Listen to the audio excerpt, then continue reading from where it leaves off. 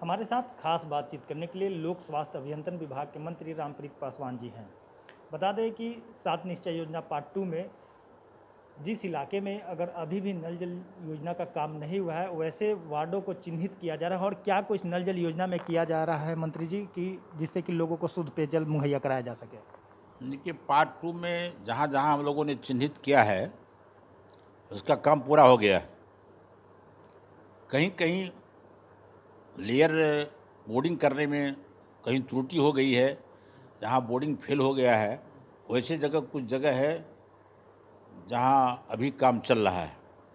और ये पार्ट 2 में खास कर का जो मेरा विभाग है उसमें हम ये 31 अक्टूबर तक लोगों को पानी शुद्ध पेयजल दे देंगे।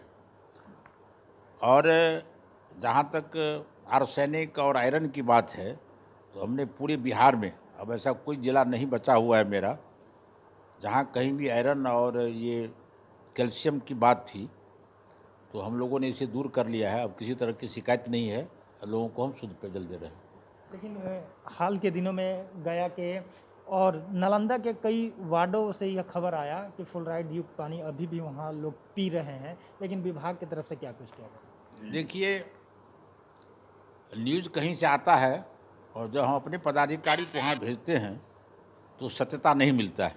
जिस गया की आप बात कर रहे हैं, और पहले हमको जब जानकारी मिली तो तुरंत हम अपने पदाधिकारी से उसको जांच करवाया, तो इन लोगों ने रिपोर्ट दिया है जो कहीं भी इस तरह की कोई गड़बड़ी नहीं है, फ्लोराइड नहीं है, शुद्ध पानी मिल रहा है। क्या माना जाए कि राज्य के सभी घरों में अब शुद्ध जल मिल रहा है? निश्चित, राज्य के सभी घर में जहाँ पानी पहुँचा है वो शुद्ध पानी मिल रहा है, जहाँ अभी नहीं पहुँचा है वो 31 अक्टूबर तक हम लोग पहुँचा देंगे।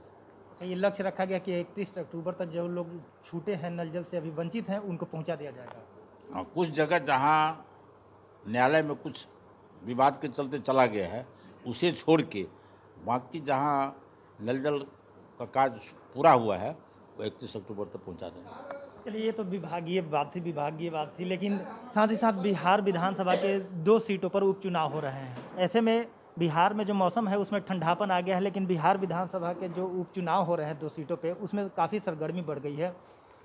राजद और कांग्रेस में जिस तरह से टूट हुई है, आप लोग प्रचार प्रसार में किए हैं, महज कुछ ही घंटे कह सकते हैं कि बचा हुआ है।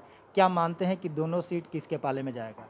देखिए, जहाँ तक वातावरण में ठंडा हुआ है और राजनीतिक गर्मी हुई है, हम लोग ऐसे गठबंधन है जो हमेशा गर्म रहते हैं और हमेशा ठंडा रहते हैं। हम लोगों के चुनाव जो लड़ते हैं, हम लोगों को चुनाव लड़ने का अपना अलग तरीका है। विकास किए हैं और लोगों के बीच में जाके वोट मांगते हैं। हम गए थे कुशेश्वर स्थान, 5 दिन रहे हैं, और यहाँ मतदाता के बीच में जाकर के जब वोट मांगने जाते हैं तो ये लोग स्पष्ट कहते हैं जाने की आवश्यकता नहीं है, मैं अमन हजारी को वोट दूंगा। वो सभी तबके के लोग, कुछ लोगों को छोड़ के।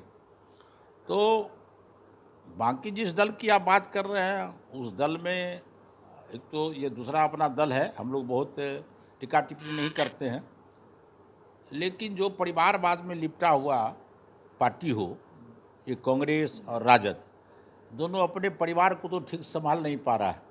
एक अध्यक्ष नहीं बना पाया पूरे भारत का आज तक, माँ बेटा बेटा माँ, और यहाँ देख रहे हैं तो उसमें हम लोग बहुत ज़्यादा बात भी नहीं करते हैं। तो क्या लगता है कि दोनों सीट आपके पाले में है? निश्चित हम दोनों सीट जीतेंगे। अब तो 30 तारीख को मतदान है, आपके सामने रिजल्ट आएगा, निश्चित रूप से एक जीतेंगे। सवाल और है कि लालू जी आने के साथ ही बिहार में उन्होंने कहा था कि हम विसर्जन करने आए हैं, उस पर पलटवार भी मुख्यमंत्री ने किया कि गोली ही मरवा दे। तो मुख्यमंत्री होने के नाते वो गोली मरवाने की बात कर रहे हैं कि कानून व्यवस्था पे कहीं ना कहीं सवाल खड़ा हो रहा है। देखिए, लालू जी जब उम्र होता है ना तो हम लोगों के यहाँ कहावत है, लोग भसिया जाता है। अब इनका उम्र हो गया है और इस उम्र में एक तो पहले भी उनके ज़बान पर बोलने का जो इनका स्टाइल है, जो लोकतंत्र में चलता हो, हम लोग पढ़े लिखे लोग हैं, कभी भी असंसदीय भाषा का प्रयोग नहीं करते हैं। आपको मालूम होगा जो कांग्रेस के प्रभारी हैं इनके बारे में क्या बोले थे, हमने पेपर में देखा था, हम पढ़ने से शर्म लगता है। तब जो बोलने वाला है उसको जब इतना अक्ल रहता तो बोलता ही नहीं। और ये जो बोलते हैं बात, हमारे माननीय यहाँ अब जिस तरह के शब्द का वो उपयोग करते हैं वो तो उन्हीं को शोभा देता है। बाकी इस लोकतंत्र में जो भी लोग हैं अब तो इनके शब्द को लोग कहीं तरजीह भी नहीं देते हैं, इसलिए अब हम लोग इनके बोलने पर कोई नोटिस ही नहीं लेते, इसका कोई नोटिस नहीं लेते। चलिए, तो ये थे हमारे साथ पीएचडी मंत्री रामप्रीत पासवान जी। इनका साफ तौर पर कहना है कि पार्ट 2 में जितने भी नल जल योजना का काम अभी छूटे पड़े हुए हैं, यानी कि कुछ वार्ड बचे हुए हैं, उसको 31 अक्टूबर तक चिन्हित किया जाएगा। उसके बाद कह सकते हैं कि प्रदेश के सभी घरों में शुद्ध पेयजल पहुंचाने के लिए विभाग लगातार प्रयासरत है। सहयोगी राजीव रंजन पाठक के साथ नीरज कुमार, ईटीवी भारत, पटना।